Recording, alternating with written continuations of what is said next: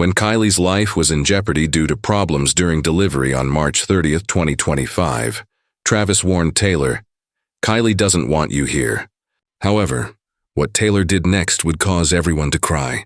March 30th, 2025, at 6:45 a.m., Kansas City General Hospital's maternity unit was humming with the controlled mayhem that accompanies giving birth. While Kylie Kelce's husband Jason paced anxiously by her bedside in room 314, timing contractions on his phone with the same fervor he used to examine game footage. Kylie was going through the last stages of labor with her third baby, Finley. The work had been arduous and time-consuming. The medical staff was becoming more and more concerned about Kylie's lengthy birth after she had been in active labor for about 14 hours. What was supposed to be a simple third birth had become more complex. In an attempt to divert his attention from the fact that his sister-in-law was about to give birth to his newest niece, Travis Kelce sat in the waiting area outside, bouncing his leg nervously as he scrolled through his phone, while Kylie's blood pressure fluctuated, and the baby's heart rate showed signs of distress. Since 2:30 in the morning, he had been at the hospital. When Kylie's water broke 3 weeks early, according to Jason, who had called in a panic. He had experienced this twice previously with Wyatt and Elliot. However, for some reason it never became simpler. Watching someone you love go through something so powerful, beautiful, and terrible all at once can cause you to wait, worry, and feel completely helpless. He had taken up residence in the waiting area. He had already eaten 2 stale bagels from the vending machine, drank 4 cups of awful hospital coffee, and called his mother, Donna, twice for information that she didn't have. The incessant beeping of medical equipment from surrounding rooms was making him anxious, and the hospital's antiseptic stench was beginning to make him queasy. At that moment, Taylor Swift showed up in the hospital hallway with a big bouquet of pink roses and a beautifully wrapped present box. Her face was radiant with the kind of pleasure that comes only when you're looking forward to meeting a new member of your family. After receiving Travis's SMS at 5 in the morning, she drove directly from her home studio, where she had been working on new songs. That a baby was on the way. "How's she doing?" Taylor inquired as she took a seat beside Travis. She could see he was tense right away. His shoulders were slumped down with worry, and she could see how exhausted he was. Taylor could sense weariness and concern on Travis's face as he looked up from his phone.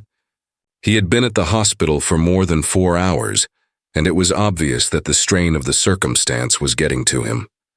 His chief's sweatshirt was crumpled from hours of nervous sitting, and his normally flawless hair was unkempt from running his hands through it.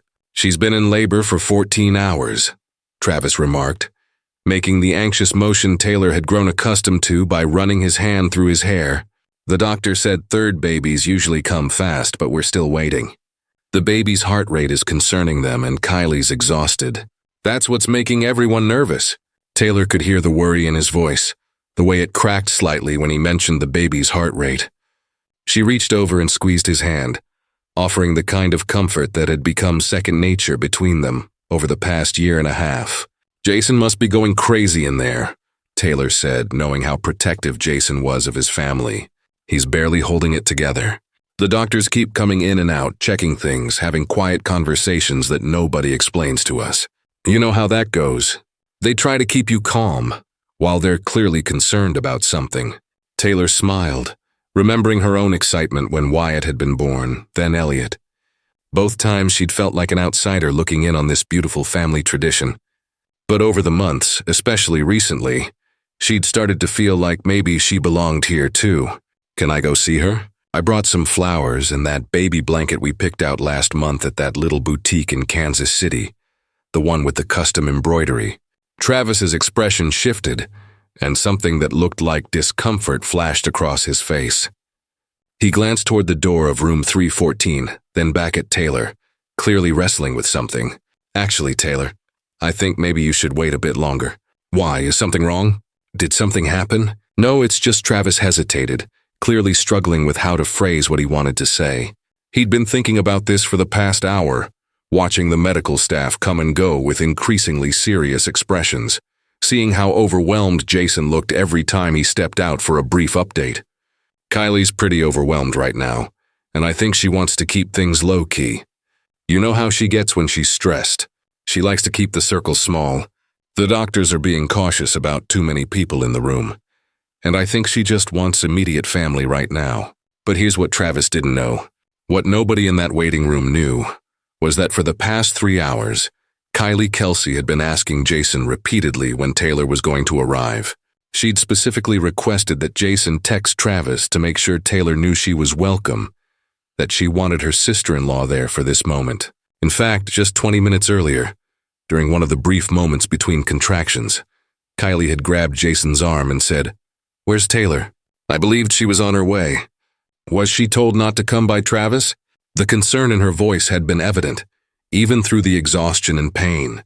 The truth was, over the past 6 months, Kylie and Taylor had developed a friendship that had surprised everyone, including themselves. It had started slowly, cautious conversations at family dinners, shared glances when the men started talking football for too long. Little moments of connection that had gradually built into something real and meaningful. It had really begun to solidify 3 months earlier, when Elliot had come down with a severe case of the flu that had landed her in the pediatric. Taylor had shown up at the hospital without being asked, with homemade soup for the family and a bag of books and activities to keep Elliot entertained. During her recovery, she'd stayed for 6 hours reading stories and playing quiet games, giving Jason and Kylie the chance to rest and eat something substantial. That night, as they were driving home, Kylie had said to Jason, "She's not what I expected." When Jason had asked what she meant, Kylie had struggled to find the words. "I thought she'd be, I don't know, more superficial, more focused on herself, but she just showed up and took care of our baby like she was her own." Kylie had been initially resistant to Taylor's presence in the family, not out of dislike, but out of protective instinct for Travis. She'd seen him hurt before, had watched him navigate relationships that ended badly, and she'd been determined to make sure this pop star wasn't going to break her brother-in-law's heart. She'd also been protective of her own children, worried that they might get attached to someone who might not stick around. But somewhere between Taylor helping Wyatt with a school project on songwriting, spending 3 hours patiently explaining rhythm and rhyme schemes, and Taylor remembering that Elliot was afraid of thunderstorms and showing up with special nightlights during a week of severe weather, Kylie had realized that Taylor Swift wasn't just Travis's famous girlfriend. She was family, real family, the kind of family who showed up without being asked, who remembered important details, who loved her children like they were her own. Taylor looked at Travis with confusion, her excitement beginning to deflate. "Since when does Kylie not want me around during important moments? She specifically told me last week that she wanted me here when Finley was born. We even talked about what I should bring, how early I should come." "I know. But things change when you're actually in labor," Travis said, his tone suggesting he thought he was being protective. He genuinely believed he was doing the right thing, trying to manage everyone's stress levels and keep the situation as calm as possible. "She's exhausted, she's in pain, and the doctors are concerned about the baby. I think she just wants close family right now." What Travis meant as protection, Taylor heard as rejection. And what Travis saw as looking out for everyone involved, Taylor experienced as being excluded from one of the most important moments in their family's life. The hurt was immediate and sharp, like a physical blow to her chest. "Oh," Taylor said quietly, her excitement deflating like a punctured balloon. She glanced down at the thoughtfully selected flowers, the baby blanket that had been specifically embroidered over the course of 2 weeks, and the note that she had written and reread 3 times to make sure it conveyed how honored she felt to be a part of this occasion. "I see." When Travis saw Taylor's face drop, he instantly recognized his error. The way her eyes grew disappointed and her shoulders sagged. Even though he was watching the woman he loved deal with what felt like rejection, he had already started down this path and was determined to stick with it. "Babe, it's not personal. She is simply going through a lot at the moment. You are aware of how difficult labor may be, particularly when the infant is at risk." "No, I get it," Taylor responded, getting to her feet and retrieving her purse while attempting to keep her composure despite her little broken heart. "Family is the most important thing. I should probably go home so you can all enjoy this time together." She had been thinking of herself as family for months, so the words hurt when she spoke them. She had begun to dream of becoming a part of these occasions, someone the Kelce kids could rely on, and more than just Travis's girlfriend who was accepted at family get-togethers. "Wait, Taylor." "Travis, it's all right. Really, just let them know that I went by and that I'll see everyone once things have calmed down." Taylor heard Jason's voice yelling down the hallway as she was halfway to the elevator, her mind already racing with hurt and bewilderment. "Come on, Travis, come on in." Taylor had never heard Jason speak with such panic in his voice. Jason Kelce was unflappable, the type of individual who could confidently lead his family and team while maintaining composure under pressure. However, this was sheer horror. Travis and Taylor were both stopped in their tracks by the sound. Taylor found herself trapped in the corridor, caught between honoring what she believed to be Kylie's wishes and her desperate need to know that everything was all right, as Travis quickly ran into room 314. The sound that would plague her nightmares for years to come was heard at that moment.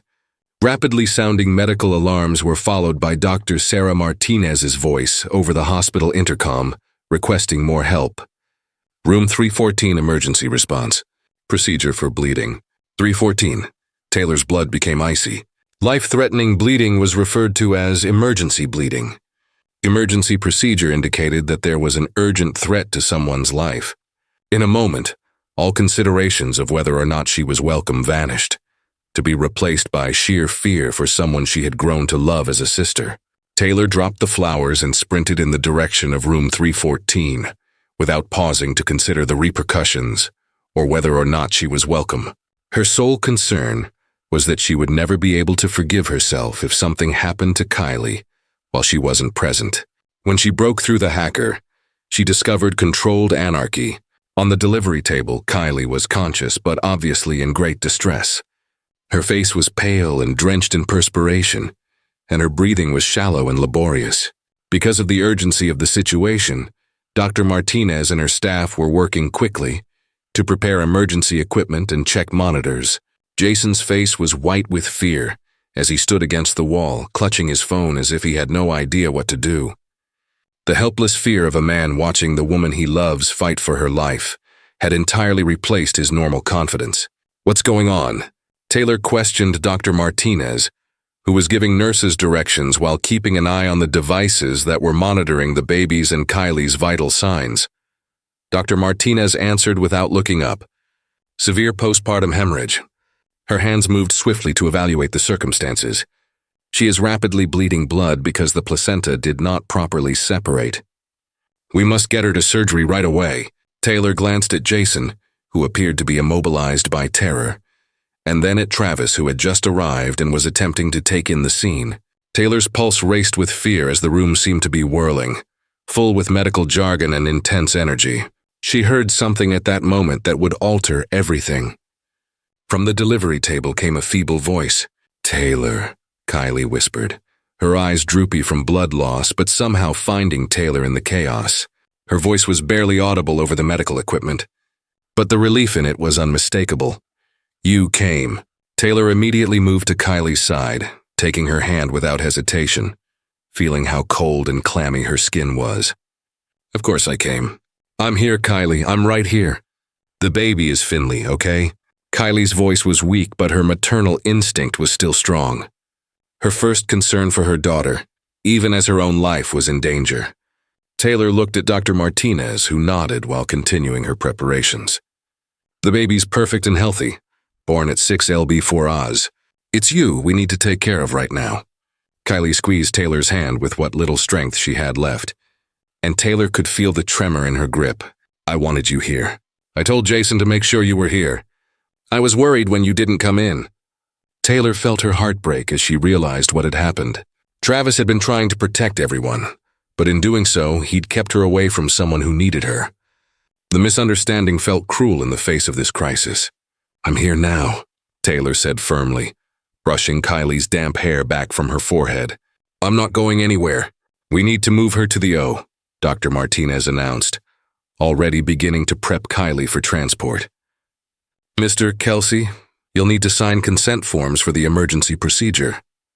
However, as they began to get Kylie ready for transport to the operating room, She unexpectedly tightened her hold on Taylor's hand. "Please don't leave me," Kylie whispered, her voice showing fear for the first time. "I'll be right outside that door the entire time," Taylor said, her voice firm despite the sobs she was pushing back. "I need you here," Dr. Martinez carefully explained to Taylor in a professional yet compassionate tone. "We can only allow immediate family to have updates during surgery." Jason found his voice through his stress and abruptly exclaimed, "She is immediate family." Everyone, including himself, was taken aback by the authority with which he spoke. "I'm giving the medical personnel permission to share any information they provide me with my sister-in-law." As he continued to get ready for the emergency surgery, Dr. Martinez nodded and made a note in Kylie's chart. What transpired next would turn out to be one of Taylor Swift's most pivotal experiences. Taylor stepped by the gurney as they wheeled Kylie toward the surgery room, holding Kylie's hand and speaking comforts until they arrived at the doors designated for approved people only. As the doors closed between them, Taylor called to Kylie, "I'll be right here. I swear I'll be right here the entire time." Taylor stood like a guard outside that operating room door for the next hour and 47 minutes. She didn't even check her phone. She didn't sit or move. She simply stood there, periodically touching the door as though she could somehow send love and strength through it. Taylor sat next to Jason and held his hand as he fell into a nearby chair. Overcome with powerlessness and terror, she assisted him in concentrating on his breathing when he began to worry about the worst.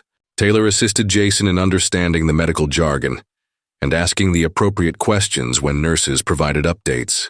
Taylor continued saying, "They're doing everything they can, both for Jason and for herself. She is powerful. She will be all right." Taylor was present to explain what had happened and what was being done when Jason's parents arrived in a panic following his desperate phone call. When Travis realized that he had misjudged Kylie's desires, Taylor was there to comfort him, that everyone was now supporting her. "I should have trusted you to know what she needed," Travis said quietly as they waited, his voice thick with guilt and regret. "You were trying to protect your family," Taylor replied, though she couldn't completely hide the hurt in her voice. "I can't fault you for that." "But you are my family," Jason said, looking up from his hands for the first time since Kylie had been taken to surgery. His voice was from stress and emotion. "That's what I've been trying to figure out how to tell you. You're not Travis's girlfriend who we tolerate at family dinners.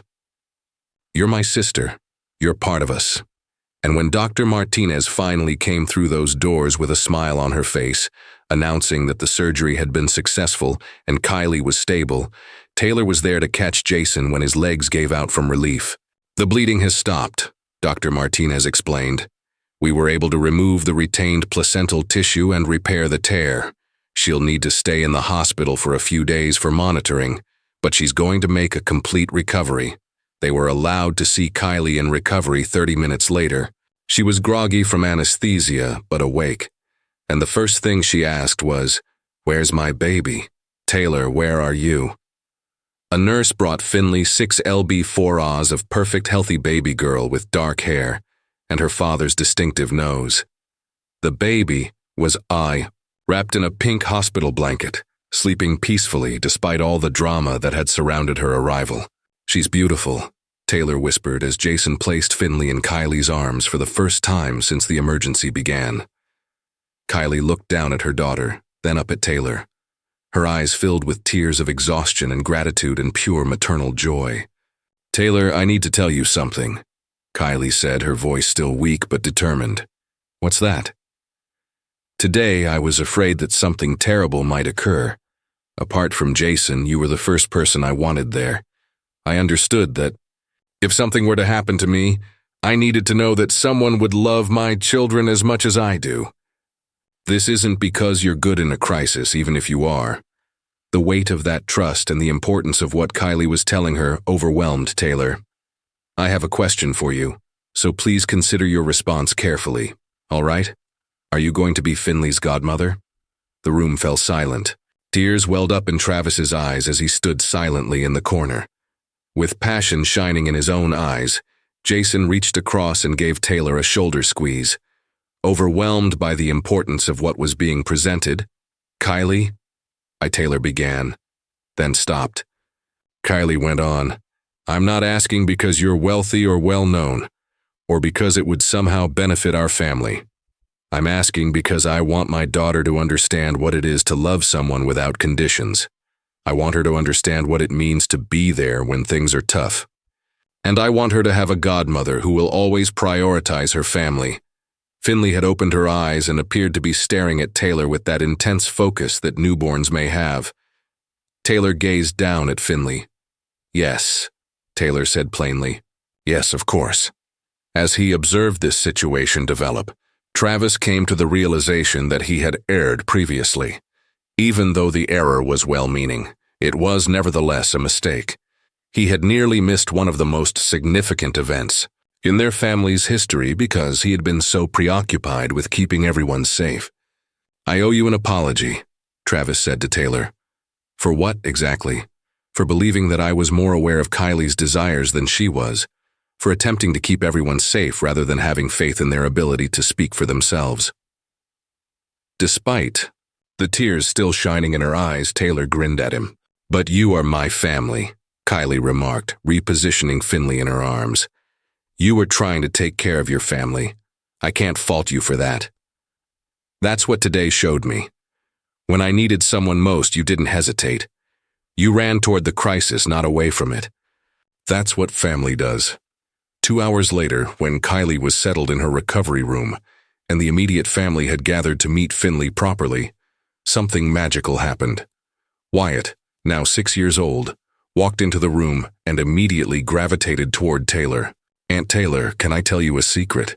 Of course, sweetie, Wyatt muttered. I sincerely hoped that you would be present when Finley was born, and my wish was fulfilled. What made you want that? Kneeling at Wyatt's eye level, Taylor requested. Mommy smiles at you in the same way as she smiles at Daddy, and when Finley arrived, I wanted her to see that type of smile.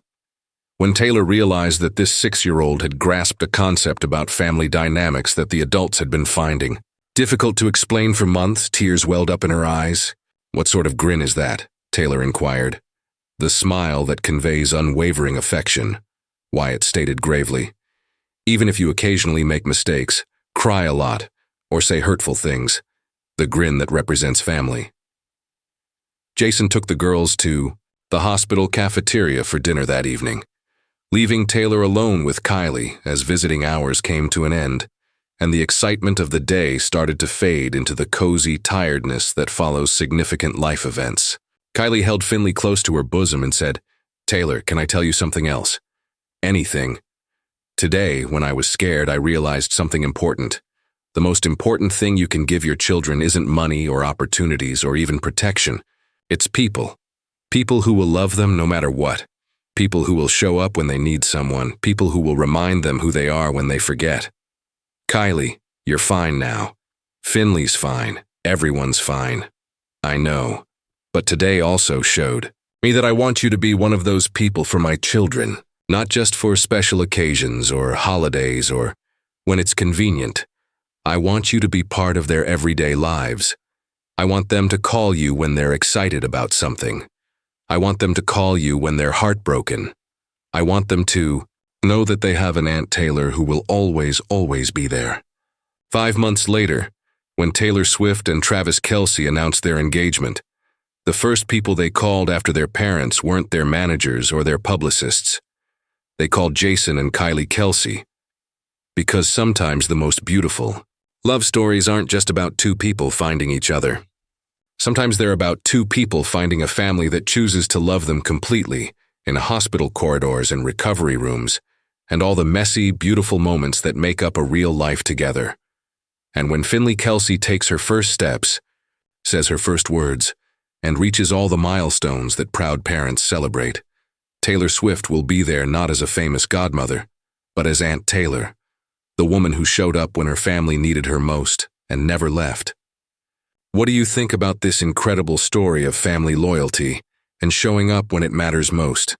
Have you ever experienced a moment when someone's presence during a crisis changed your entire relationship?